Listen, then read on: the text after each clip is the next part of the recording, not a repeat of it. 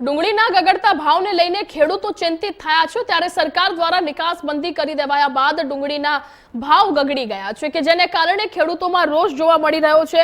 ધોરાજી પંથકમાં ડુંગળીનું પુષ્કળ ઉત્પાદન થયું છે। ડુંગળીના પહેલા એક મણના ભાવ 600 થી 800 હતા કે જે ઘટીને 120 થી 300 આસપાસ પહોંચી ગયા છે કે જેને લઈને ખેડૂતોમાં ભારે આક્રોશ જોવા મળી રહ્યો છે।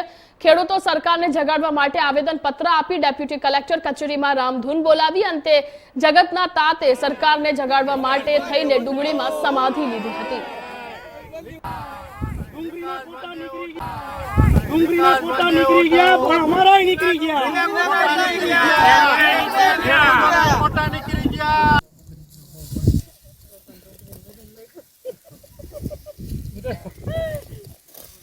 તમારો આઈડિયા રાખવાનું તમારા કેમેરામાં તમે કેમેરામાં જાણતી એક ખેડૂત અગ્રણી તરીકે જે મારા ખેડૂત ભાઈઓ મને બોલાવેલો છે આ ખેતરની અંદર કે આજે સમાધિનો એ લોકોએ કાર્યક્રમ ગોઠવ્યો હતો। સમાધિમાં આજે ડુંગળીમાં આજ પાયમાલ થઈ ગયા છે મારા ખેડૂતો ધોરાજી પંથકના। તો સરકારને મારી ભલામણ છે, કૃષિ મંત્રીને, સીએમ સાહેબને, પીએમ સાહેબને તાત્કાલિક ડુંગળીની નિકાસબંધી હટાવી લઈએ। આજે એમના બાલ બચ્ચા ભણે છે, એક એકની સ્કૂલના ફીનો ખર્ચો સવા લાખ રૂપિયા છે। આજે વીઘે ખેડૂતોને મારા આજે ડુંગળીનો 25-22 હજાર રૂપિયા ઉપરનો ખર્ચા ચડી ગયા છે। તો શું આ બે વર્ષ થયા, ગયા વર્ષે પણ ડુંગળીમાં કિલો 2 રૂપિયા સહાયની વાત કરી હતી, આજ 2 વર્ષ થયા। દર વર્ષે 12મા મહિનામાં નિકાસબંધી કેમ કરે છે? તો આ મારા ખેડૂતનો માલ ઢોલે ટીપાય છે। આનું શું કરવું? વેપારીઓ પણ હાથ ધરી નાખતા। આજે મારી ડુંગળી તમે જો મજૂરી નથી મળતી, ઊભી થતી, ખર્ચાઓ ઉભા નથી થતા, ખાતરના ભાવ ડબલ થઈ ગયા છે, ડીઝલના ભાવ એવડા છે, તો મારો જાય તો ખેડૂત ક્યાં જાય? મારી માંગણી છે તાત્કાલિક આ નિકાસ હટાવી લઈએ। પીએમ સાહેબ, સીએમ સાહેબ અને મારી કૃષિ મંત્રીને તાત્કાલિક આ ભલામણ છે। આજે અમારે કાર્યક્રમ ગોઠવો છે અમે, અને આજે મારી ડુંગળી છે અને અમારે ન છૂટકો આ કાર્યક્રમ ગોઠવો પડ્યો, કારણ કે અમારી ડુંગળી જે અમે વાવેતર કર્યું તે મોટી આશા એમ કર્યું હતું કે ભાઈ અમારે છોકરા ભણે, કોલેજમાં ભણે છે, તો અમારે એને પૈસા એક ના 1.5 લાખ રૂપિયા ફી ભરવી પડે, તો અમારે 4 છોકરા ભણે છે, તો અમે ક્યાંથી કાઢીને અમે ફી ક્યાંથી ભરી શકીએ? તો આ ડુંગળીમાં અમે પૈડામાંથી પાટું છે। અત્યારે ડુંગળીનો કોઈ ધણી નથી।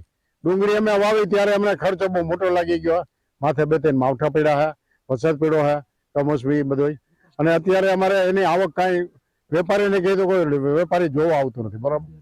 અને જલ્દી અમારે નિકાસબંધી હટાવી લ્યો અને એક્સપોર્ટ બંધી ઉઠાવી લ્યો અને નિકાસબંધી છૂટ આપી દો।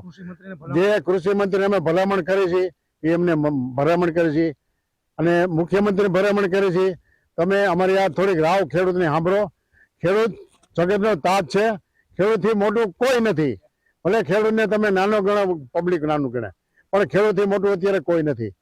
જગતનો તાજ છે, જે પાલન પોષણ કરે બધા નાના મોટા બધા દરેકનું એ ખેડૂત જ પૂરું પાડે, બાકી કોઈની તાકાત નથી।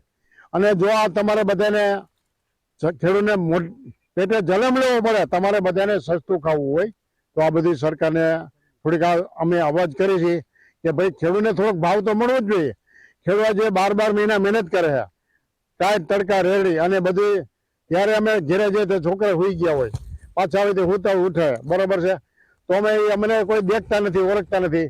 અમે એટલી મહેનત કરી ખેતરમાં, ખર્ચા એટલા કર્યા, દવા, ખાતર, મજૂરી મોંઘી, અમારા મજૂર બેઠા, મજૂરને મજૂરી આપવાની, મજૂર કે લાય લે તમારા આમાંથી આપવું હું?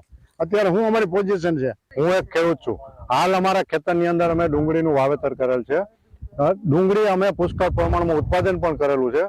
તો હાલ જે ડુંગળી અમારી તૈયાર થયેલ છે, અત્યારે ખેતરમાં ડુંગળી તૈયાર પડી છે, પણ કોઈ વેપારી અત્યારે લેવા તૈયાર નથી અને માગે છે તો એના ભાવમાં માગે છે। અમે વીઘે 20 થી 25 હજાર રૂપિયાનું આમાં ખર્ચ કરેલ છે, તો અત્યારે જો અમે વેચી, વેપારી એના ભાવે માગે છે એ ભાવમાં અમે ડુંગળી વેચી તો અમને વીઘે 10,000 રૂપિયા માંડ છૂટે એમ છે।